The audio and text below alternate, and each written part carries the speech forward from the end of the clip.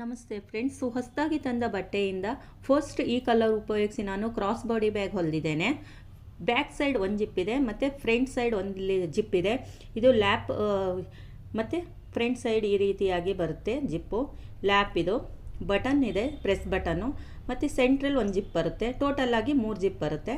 Adjustable ಮತ್ತು D ring ಹಾಕಿದ್ದೇನೆ. ಈ ಬ್ಯಾಗ್ ತುಂಬಾ ಕಂಫರ್ಟ್ ಅನಿಸುತ್ತೆ.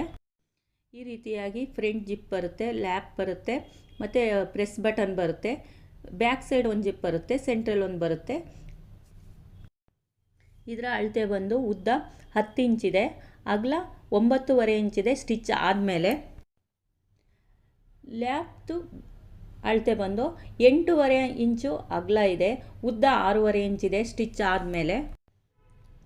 ಸೈಡಿಗೆ 3 ಇಂಚು ಅಗಲ ಇದೆ, ಉದ್ದ 26 ಇಂಚಿದೆ. ಇದೆಲ್ಲ ಸ್ಟಿಚ್ ಆದಮೇಲೆ ಅಳತೆ ಹೇಳ್ತಿರೋದು. Thank you so much.